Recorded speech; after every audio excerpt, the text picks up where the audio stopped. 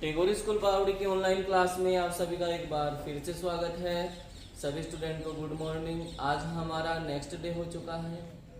तो हमने जो अपनी पहले की जो क्लास है उस क्लास में अपन ने वर्त एवं स्पर्श रेखाओं के बारे में पढ़ा था। मतलब तेरी जो प्रश्नावली है अपनी उसके बारे में अपन ने पढ़ा था। तो उसमें अपन ने क्या पढ़ा था कि वर्त क्या होता है, एक वर्त क्या होता है।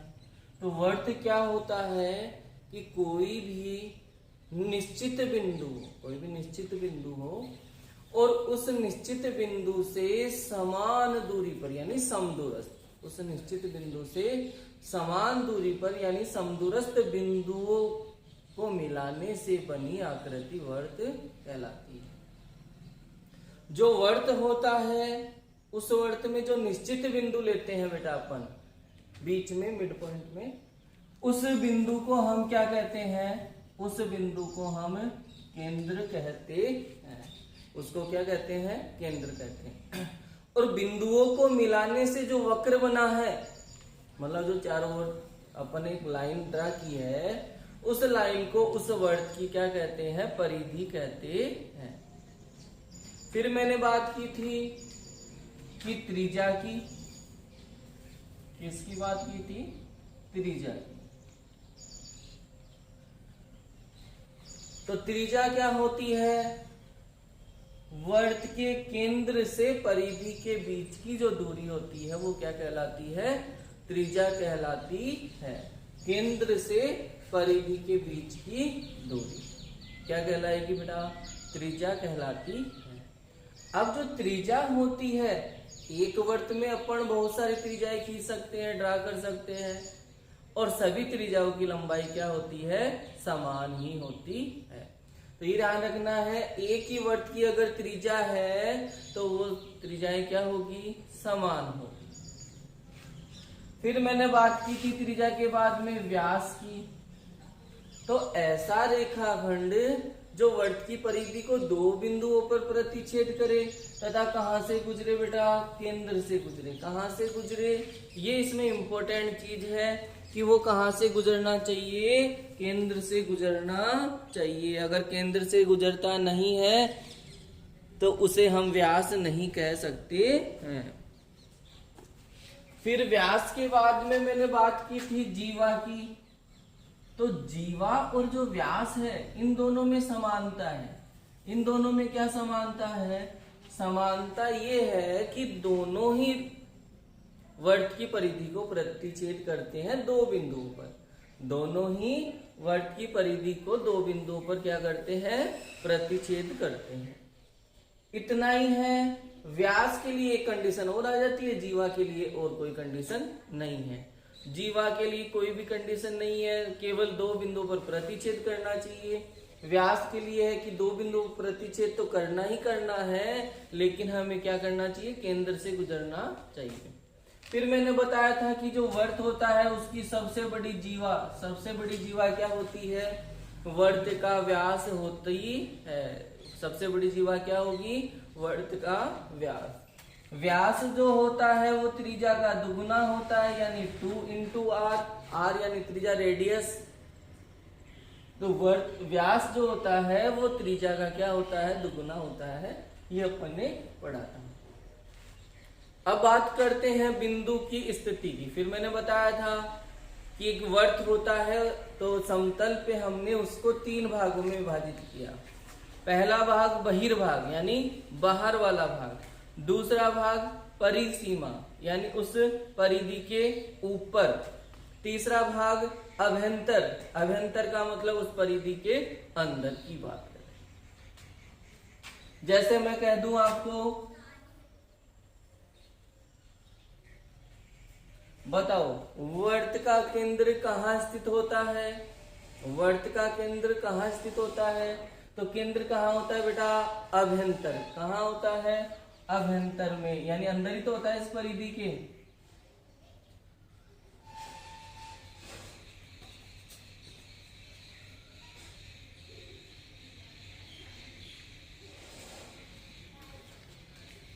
ये मैंने कुछ बिंदु बनाए A B C D E F, जी तक। ठीक है, तो आप ध्यान से देखोगे तो बिंदु ए है, एफ है और सी है। ए है, एफ है और सी है। ये तीनों बिंदु इस वर्त के कहाँ है? बहिर्भाग में स्थित है। कहाँ स्थित है? बहिर्भाग में स्थित है। बिंदु जी और बिंदु ई, बिंदु जी और बिंदु ई ये कहाँ स्थित है? ये वर्त की परिसीमा पर स्थित है। कहाँ पे? वर्त की परिसीमा पर स्थित है। बिंदु बी और बिंदु डी ये कहाँ स्थित है? तो ये वर्त के अभ्यंतर स्थित है। तो ये अभ्यंतर बहिर्भाग का बता दिया मैंने। पहली कंडीशन के बारे में बात करता हूं। पहली कंडीशन क्या करती है देखा।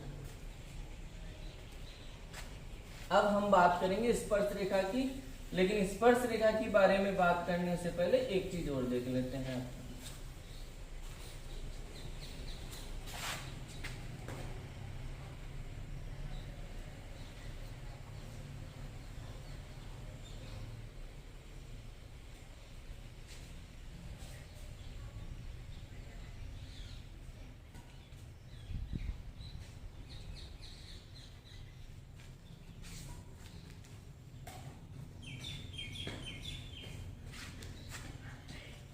जब बिंदु कहाँ हो, एक बिंदु लेना है हमें, क्योंकि स्पर्श रेखा की रचना करेंगे तो स्पर्श रेखा की रचना किसी न किसी बिंदु से करनी होगी। तो अब जिस बिंदु से स्पर्श रेखा अपन को ड्रा करनी है, खींचनी है, तो वो बिंदु हमारा है कहाँ दरअसल? कि वो बिंदु बहिर्भाग में है या परिसीमा पर है या अभ्यंतर है। तो बात करते हैं पहली कि जब बिंदु क्या हो? वर्त के बाहर स्थित हो। जब बिंदु कहाँ स्थित हो? वर्त के बाहर स्थित हो। तो देखो ये क्या हो गया? इसका केंद्र, और ये क्या है? इसकी परिधि। इसकी ये क्या है? परिधि। करते हैं, चलो स्पर्श रेखा के बारे में परिभाषा भी लिख लेते हैं। स्पर्श रेखा की, स्पर्श रेखा क्या होती है?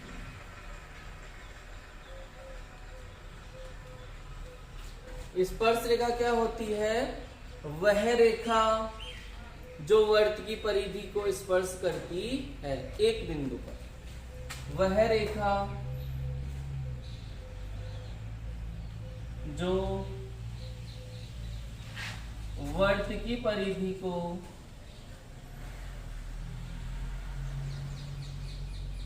एक बिंदु पर, एक बिंदु पर स्पर्श करती है, स्पर्श रेखा कहलाती है। स्पर्श रेखा कहलाती है। देखो एक तो होता है प्रतिच्छेद करना, एक होता है स्पर्श करना। ठीक, तो मेरा जो ये हाथ है इस पे मैंने यहाँ ये अंगुली रखी है, तो ये मैंने क्या किया? इसको स्पर्श किया। लेकिन अगर यही अंगुली थोड़ी सी ऐसे अंदर चली गई तो ये क्या हो गया बेटा? इसका प्रतिच्छेदन हो गया। स्पर्श करने का मतलब होता है कि अपन को केवल टच ही करना है, प्रतिच्छेद करना नहीं है। तो ऐसी रेखा जो वर्त की परिधि को एक बिंदु पर, केवल एक बिंदु पर, क्योंकि इस परिधि पर अनंत बिंदु होते हैं, लेकिन करना कितने पे है स्पर्श? एक बिंदु पर ही स्पर्श करना है, तो स्पर्श रेखा कहलाती है। अब कितनी स्पर्श रेखाएं हो सकती है, कौन कौन सी कंडीशन में, वो बात कर रहे हैं हम। जब बिंदु वर्त के कहाँ स्थित हो? बाहर स्थित हो। अब देखो बिंदु बाहर स्थित होगा तो यहां मान लेते हैं कहीं पे ये बिंदु हो गया हमारा। केंद्र को हम ओ से दर्शाएंगे। केंद्र को किससे दर्शाएंगे? हम ओ से ही दर्शाते हैं लगभग लगभग। और इसको हम किसी से भी दर्शा दो, ये लो हमने इसको पी से दर्शा दिया। बिंदु कौन सा है? पी है। कहाँ है? बाहर है। क्यों? क्योंकि हमारी कंडीशन भी यही कहती है, जब बिंदु वर्त के बाहर स्थित हो यानी बहिर्भाग में स्थित हो। तो जो बिंदु मैंने लिया है P, ये क्या है? कहाँ है? वर्त के बाहर ही स्थित है। देखो त्रिज्या, यहां मैंने एक चीज और लिखी है। क्या चीज लिखी है मैंने? d greater than r। d का मतलब होता है डिस्टेंस। d का मतलब क्या हुआ? डिस्टेंस। कौन सी डिस्टेंस? तो जो बिंदु लिया है हमने उसकी केंद्र से डिस्टेंस, उसकी केंद्र से दूरी।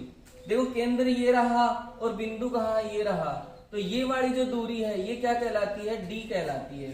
ये वाली जो दूरी है इस दूरी को मैंने क्या नाम दे दिया? d नाम दे दिया। r क्या होती है? तो r होती है बेटा यहां से लेके परिधि तक दूरी, यहां से केंद्र से लेके ये क्या हो गई? r। ये त्रिज्या ही तो है ना, केंद्र से परिधि के बीच की दूरी। तो ये तो हो गई r, और जो हमने बिंदु लिया है P, उसकी जो डिस्टेंस है वो कहां से देखी जाएगी? O से देखी जाएगी। तो यहां जब बिंदु, कोई भी बिंदु बाहर स्थित होता है तो ये जो d का मान है वो बड़ा होता है किससे? r से बड़ा होता है। देख लो यहां डायग्राम में भी अपने दिख रहा है।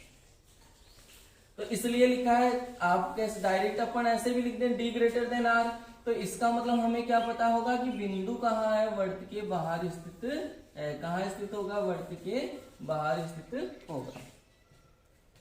अब बिंदु है हमारा यहाँ P, वर्त के बाहर स्थित। तो स्पर्श रेखाओं के बारे में बात करते हैं।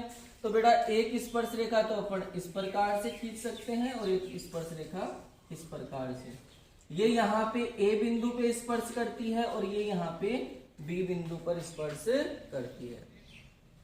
तो कितनी स्पर्श? देखो अगर यही रेखा थोड़ी सी ऊपर चली जाए, थोड़ा सा ऊपर चली जाए, अगर इसको ऊपर कर दिया जाए तो ये इसे स्पर्श नहीं करेगी, और स्पर्श नहीं करेगी तो ये स्पर्श रेखा भी नहीं है। अगर इसको थोड़ा सा अंदर की तरफ ले आए तो ये परिधि को क्या करने लग जाएगी? प्रतिच्छेद करने लग जाएगी, और प्रतिच्छेद करेगी तो इसका नाम छेदक रेखा हो जाएगा। छेदक रेखा मतलब काटने वाली रेखा। तो प्रतिच्छेद यदि करती है तो ये क्या हो जाएगी? छेदक रेखा।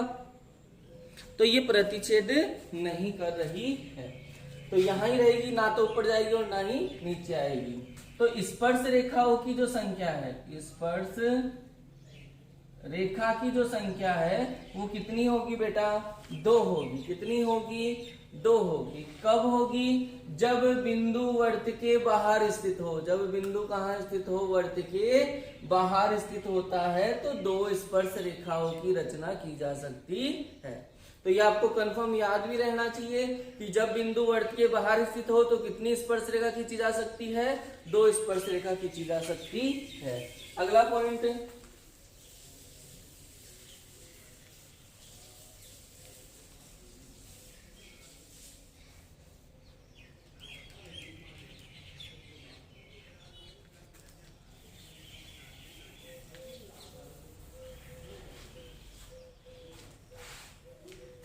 जब बिंदु कहाँ हो? वर्त पर हो। पर का मतलब हो गया परिधि पर आए। अब देखो यहाँ ये तो हो गया केंद्र O, बिंदु कहाँ लिया? यहाँ ले लिया P बिंदु। अभी जो बाहर लिया था वही बिंदु कहाँ आ गया? वर्त पर। तो बताओ कि डिस्टेंस कितनी हुई, यानी केंद्र से उस बिंदु की दूरी। कौन सी हुई केंद्र से बिंदु की दूरी? ये वाली हुई क्या? केंद्र से उस बिंदु की दूरी जो अपन ने लिया वो कौन सी हुई? ये। और ये वास्तव में है क्या? त्रिज्या तो है ना केंद्र से परिधि की दूरी। तो यहाँ क्या हो जाएगा? यहाँ आ जाएगा d बराबर r, यानी जो दूरी है उस बिंदु की वो त्रिज्या के क्या होगी? बराबर। अब स्पर्श रेखा की रचना करें तो देखो बेटा यहाँ इस प्रकार से स्पर्श रेखा खींची जा सकती है। तो स्पर्श रेखा की संख्या कितनी हो जाएगी? जब बिंदु कहाँ हो? वर्त पर स्थित हो। तो स्पर्श रेखाओं की संख्या हमारी कितनी हो जाएगी? 1 हो जाएगी। जब बिंदु कहाँ हो? वर्त के बाहर स्थित हो तो 2 स्पर्श रेखा, और जो वर्त पर स्थित हो या वर्त की परिधि पर स्थित हो तो कितनी स्पर्श रेखा? 1 स्पर्श रेखा खींची जा सकती है। अगली बात करते हैं,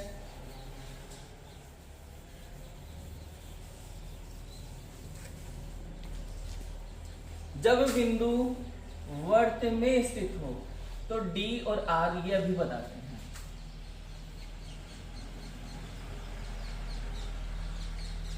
ये केंद्र हुआ O और ये बिंदु कौन सा हुआ? हमारा P। ये कौन सा बिंदु हुआ? P हो गया, यानी ये कहाँ है? केंद्र वर्त में स्थित है। अब देखो ये दूरी क्या है? d, और ये दूरी क्या है? r। तो d का मान है वो r से क्या होगा बेटा? छोटा होगा। r तो कौन सी हुई? ये वाली हुई ना r, केंद्र से परिधि की दूरी। और ये क्या हो गई? d, ये है d और ये है r। कौन बड़ी होगी? r बड़ी होगी। तो ये ध्यान रखना, जब बिंदु बाहर स्थित हो तो d बड़ा होता है r से, परिधि पर हो तो दोनों बराबर होते हैं, और जब अंदर हो तो d छोटा होता है r से। अब इस P बिंदु से हमें स्पर्श रेखा खींचनी है, तो नहीं खींच सकते। देखो बेटा, ऐसे खींचोगे, रेखा खींचनी है, ऐसे खींचोगे तो ये इसकी परिधि को क्या करेगी? प्रतिच्छेद करती है, तो फिर स्पर्श रेखा नहीं होती है।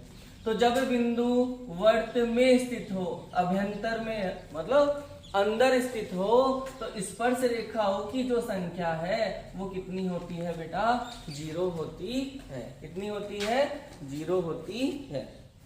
तो क्या बात किया आपने कि जब बिंदु वर्त के बाहर स्थित हो तो हम कितनी स्पर्श रेखा खींच सकते हैं? 2 स्पर्श रेखा की रचना कर सकते हैं। जब बिंदु वर्त की परिधि पर हो 1 स्पर्श रेखा की रचना कर सकते हैं। और जब बिंदु वर्त में स्थित हो तो कितने स्पर्श रेखा? कोई भी स्पर्श रेखा नहीं खींची जा सकती है। एक इंपॉर्टेंट, अगर डायरेक्ट आ जाए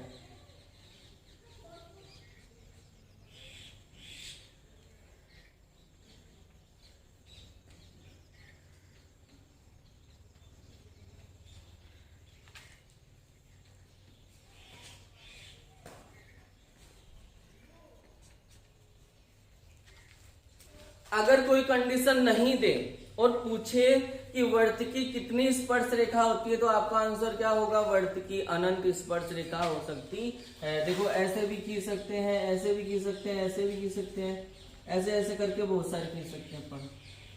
ये देखो, जितना बड़ा हमारा वर्त होगा उतनी ही ज्यादा हम उसमें स्पर्श रेखा खींच सकते हैं। तो कोई फिक्स नहीं है बेटा कि कितनी स्पर्श रेखा खींच सकते हैं, और भी ज्यादा खींच सकते हैं, क्योंकि हम एक आदर्श स्पर्श रेखा नहीं खींच सकते, क्योंकि हमारा जो स्पर्श रेखा है वो एक से बहुत सारे बिंदुओं पर स्पर्श करती है। तो आपको याद क्या रखना है? वर्त की स्पर्श रेखाओं की संख्या कितनी होती है? अनंत। लेकिन अगर आपसे ऐसे पूछ लिया जाए कि वर्त के बाह्य बिंदु से कितनी स्पर्श रेखा, तो बाह्य बिंदु से कितनी? 2, वर्त की परिधि पर स्थित बिंदु से 1, और अंदर वाले से कोई भी स्पर्श रेखा नहीं खींची जा सकती। कोई कंडीशन नहीं दे, केवल ऐसे पूछे कि वर्त की कितनी स्पर्श रेखा खींची जा सकती है या वर्त की कितनी स्पर्श रेखा होती है, तो आंसर क्या हो जाएगा? 2। एक लास्ट चीज,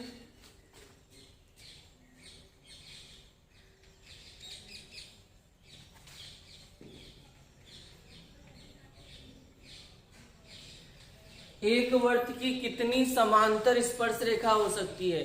एक वर्त की कितनी समांतर स्पर्श रेखा हो सकती है? तो कितनी हो सकती है बेटा? 2। समांतर कैसे? जैसे ये वर्त हो गया, ये इसका केंद्र O हो गया, एक इधर स्पर्श रेखा खींची और एक इधर स्पर्श रेखा खींची, तो ये क्या है? दोनों समांतर है, मतलब दोनों के बीच का अंतर क्या है? समान है। दोनों के बीच की दूरी क्या है? समान है। तो एक वर्त में अधिकतम समांतर स्पर्श रेखा कितनी हो सकती है? 2 हो सकती है। कल अपन अपनी एक्सरसाइज को शुरू करेंगे। आज इतना ही।